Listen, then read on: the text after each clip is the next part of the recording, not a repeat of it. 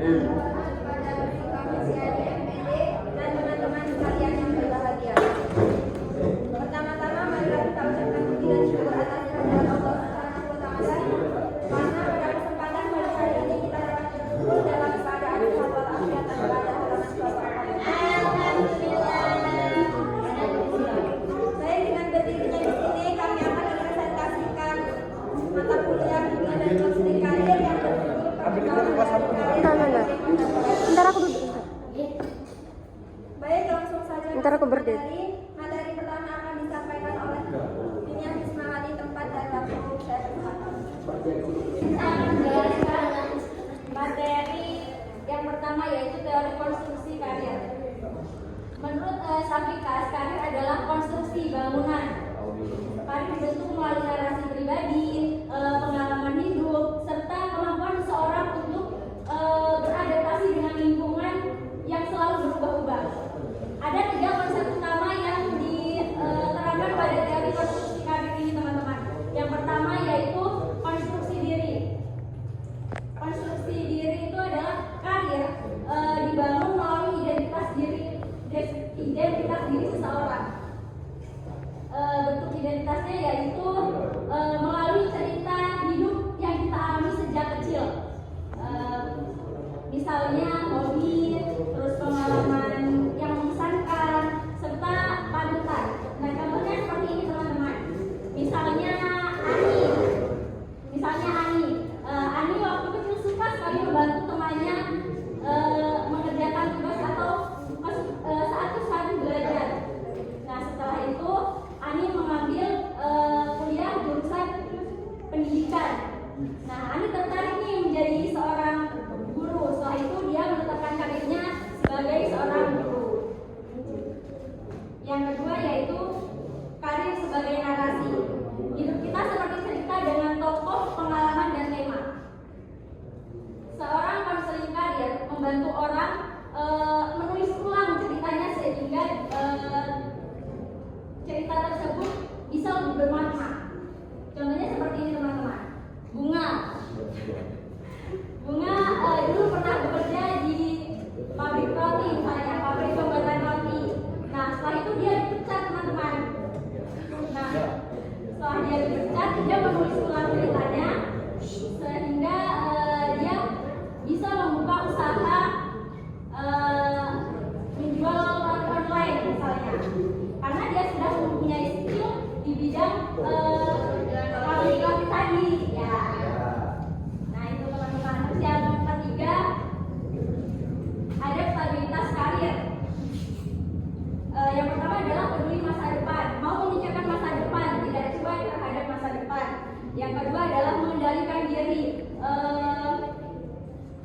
mampu membuat keputusan sendiri, tidak hanya ikut-ikut. Yang ketiga adalah rasa ingin tahu, mau mencoba hal yang baru. Terus yang terakhir adalah percaya diri, yakin bahwasanya bisa menghadapi tantangannya. Terus materi yang kedua, teman-teman, yaitu teori tema hidup, yaitu dari Donald Super. Donald Super mengatakan bahwasanya karir bukan hanya tentang pekerjaan, tetapi bagian dari keseluruhan hidup manusia. Ada 3 prinsip utama yang diterapkan dalam teori tema hidup ini. Yang pertama yaitu rentan hidup. Rentan hidup karir berkembang sepanjang hidup ada 5 tahap. Yang pertama adalah sekitar umur 0 sampai 14 tahun, itu dimana masa fantasi atau cita-cita terbentuk. Yang kedua 15 sampai 24 tahun, mencoba berbagai hal, misalnya bekerja,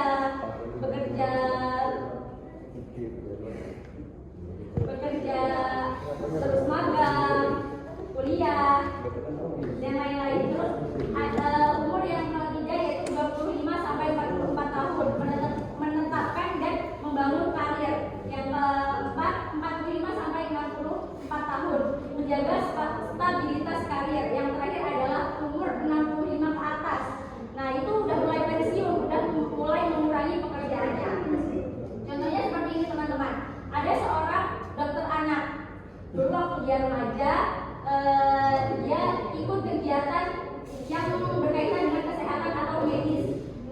dia dewasa, dia memutuskan karirnya menjadi seorang dokter medis. Nah, ketika dia sudah memasuki umur yang tadi, pensiun tadi 65 ke atas, dia mengurangi pekerjaannya sehingga dia hanya mengajarkan saja atau menulis-nulis saja, tidak ikut praktek kegiatan medis tadi.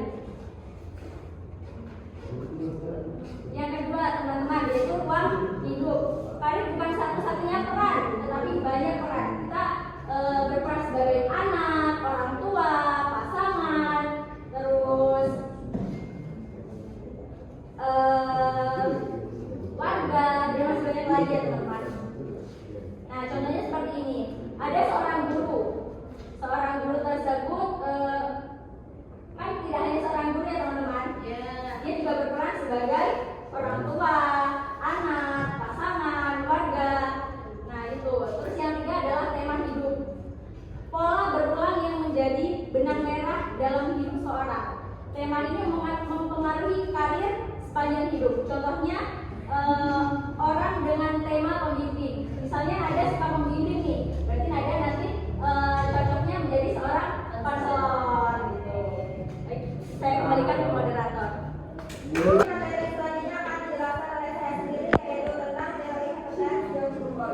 Nah, jadi menurut John Kumbol, karir tidak berjalan sesuai rencana, tetapi dalam hidup sering terjadi peristiwa kebetulan yang bisa mengubah arah karir seseorang. Kayak misalkan nada itu dulunya itu hanya ingin menjadi guru BK di SD saja. Karena peristiwa kebetulan tersebut, teorinya John Kumbol tersebut, nah nada itu diajakin oleh Nabila misalkan ya, diajakin Nabila itu seminar, mengikuti seminar. Nah dari kegiatan seminar tersebut nada itu termotivasi melanjutkan kuliah S2. Nah nada berubah pikiran yang tadinya cuma ingin menjadi guru SD BK saja, sekarang ingin menjadi dosen. Seperti itu. Yang selanjutnya yaitu yang menjelaskan 4 faktor yang mempengaruhi pilihan karir menurut Kumbol. Yang pertama, faktor genetik. Jadi faktor genetik itu bakat, kepribadian, kemampuan yang dimiliki sejak lahir.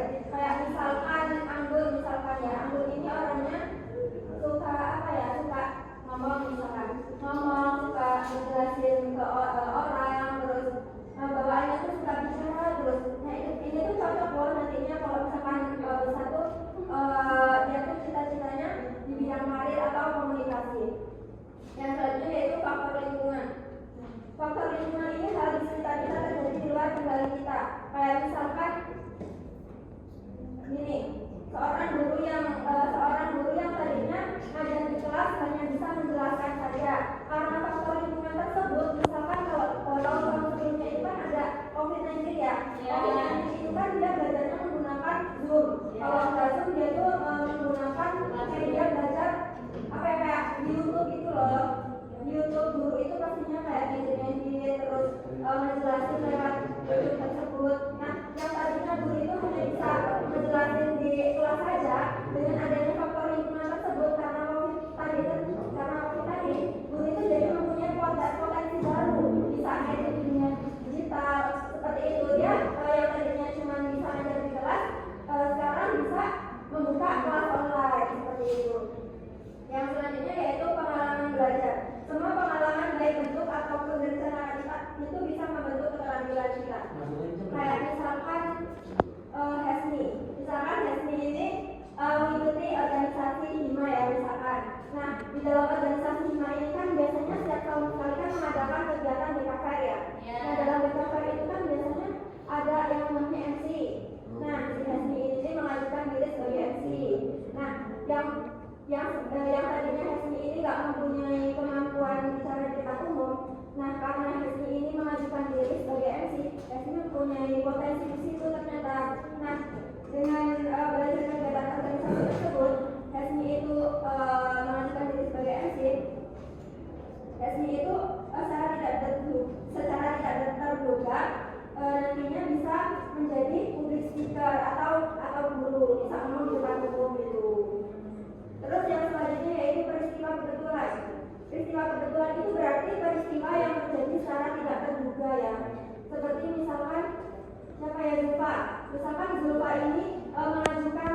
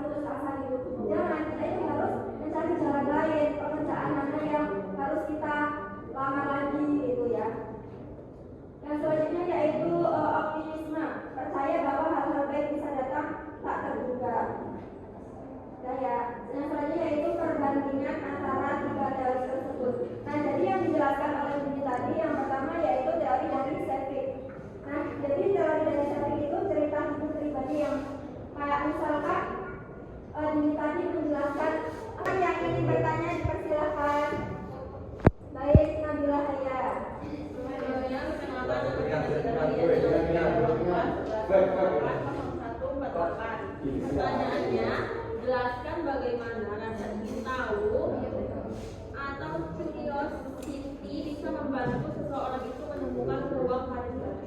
Baik, terima kasih. Pertanyaan dari Nabila Haya. Tadi pertanyaannya yaitu jelaskan bagaimana rasa ingin bisa membantu seseorang menemukan peluang karir baru. Baik, jawabannya yaitu yang pertama, membuat seseorang mau belajar hal baru. Orang ingin tahu selalu mencari pengetahuan dan pengalaman baru. Terus yang kedua yaitu mendorong keterbukaannya dan kesempatan tak terduga. Yang ketiga yaitu menumbuhkan keberanian untuk mencoba.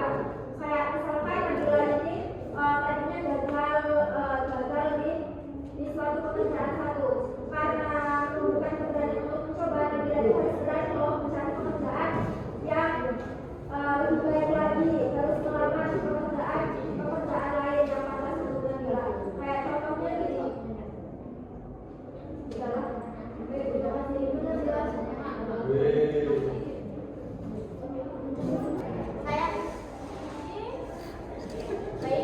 Saya Nana Sri Gunawan. Di sini saya ingin menjawab pertanyaan dari Esri. Jadi teman-teman, bagaimana sih kita itu mengatasi sifat individualistik ya? Benar nggak? Esri? Benar. Oke. Jadi yang pertama itu ya, langkah yang perlu kita lakukan itu pertama menggabungkan faktor makro seperti kebijakan pendidikan, kondisi ekonomi, terus perubahan iklim, serta ketimpangan gender antara ras. Jadi ketika kita sudah menggabungkan faktor makro ini akan individualisme ini akan terurai karena adanya rasa saling mengetahui, rasa saling menghargai, bahkan rasa saling ingin tahu antara beberapa pihak ini. Selanjutnya yang kedua yaitu kita sebagai konselor itu perlu berperan sebagai advokat sosial yang bukan hanya fasilitator sebagai individu saja, tetapi kita juga harus menjadi fasilitator untuk sosial banyak orang, tidak hanya terpaku kepada satu individu saja. Mengapa harus demikian?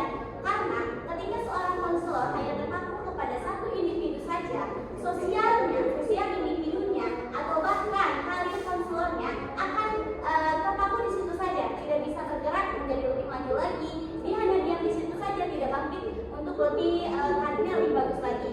Nah, dengan seorang konselor ini menggunakan konseling yang advokat kepada sosial, kita itu sebagai konselor bisa mengetahui individu itu tidak hanya misalkan satu jenis saja. Ternyata banyak nih individu lain yang beragam sukunya, rasnya, golongannya, bahkan sikapnya. Yang selanjutnya yaitu menggunakan sebuah teori yang kita bisa gunakan ini seperti teori sistem, teori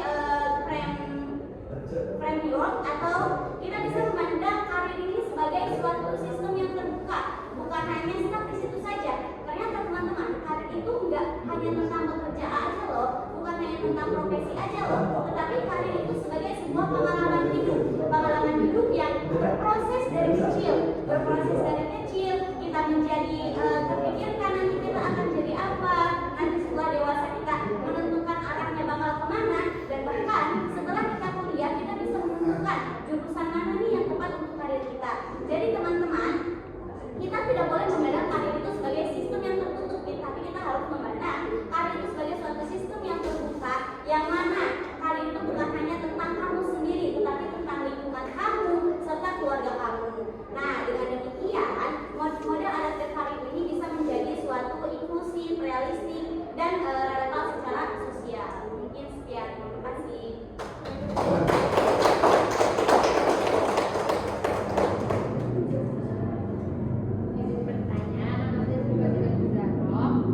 Bagaimana teori karir kontemporer dapat membantu individu dalam menghadapi tantangan karir di era modern seperti perubahan teknologi yang cepat, globalisasi, dan ketidakpastian ekonomi?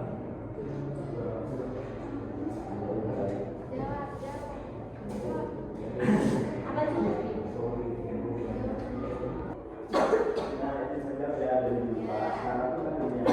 Dunia kerja itu berubah cepat banget, teknologi itu makin canggih banget.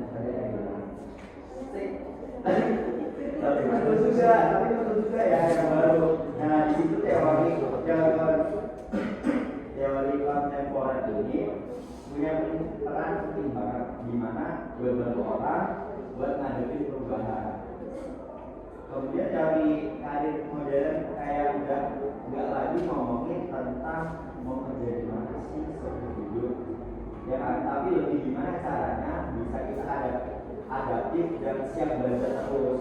Jadi bukan fokus di satu tujuan, tapi kemanapun menyesuaikan diri sama perubahan. Misalnya nih, kalau dulu orang pernah berpikir kerja di kantoran itu paling aman, ya kan? Padahal kan sekarang enggak. Malah banyak yang orang tuh sukses sekarang tuh di media sosial, ya kan? Contohnya kayak konten kreator atau jualan online di TikTok. Nah, teori karir kontemporer ini bantu kita sadar bahwa karir itu bisa fleksibel, nggak harus lurus, tetapi bisa belok-belok asal tetap sama kemampuan dan diri kita. Gitu aja sih, cukup. Terima kasih.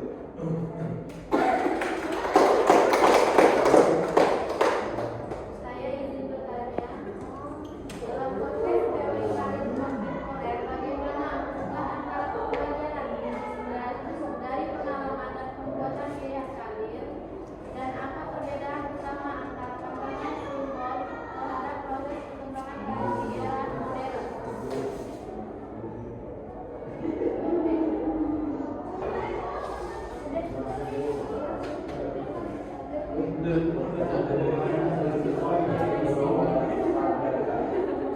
Hubungan pembelajaran dari pengalaman dan pengalaman hidup membantu seseorang belajar tentang minat, kemampuan dan nilai-nilai pribadinya sehingga bisa membuat pilihan karir yang berubah. Perbedaan pandangan Kumbo itu menekankan bahwa karir dibentuk oleh pembelajaran dari pengalaman dan peristiwa dan juga bukan hanya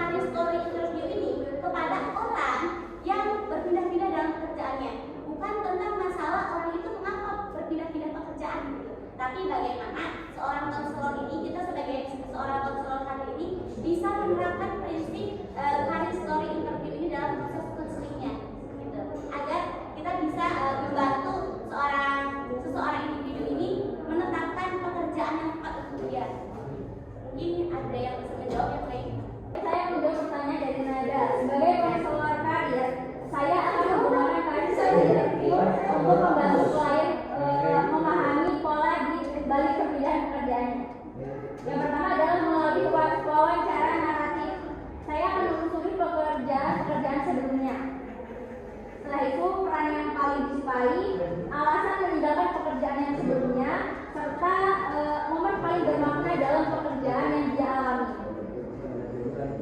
Tujuannya agar apa? Dia menemukan konsisten yang menjelaskan motivasi dan nilai terhadap terdalam dalam kelalaian. Setelah itu, tema tersebut membangun narasi karir yang lebih stabil dan selaras dengan identitas dirinya, sehingga karir klien dapat menemukan pekerjaan yang sesuai dengan yang ia minati. Terima kasih.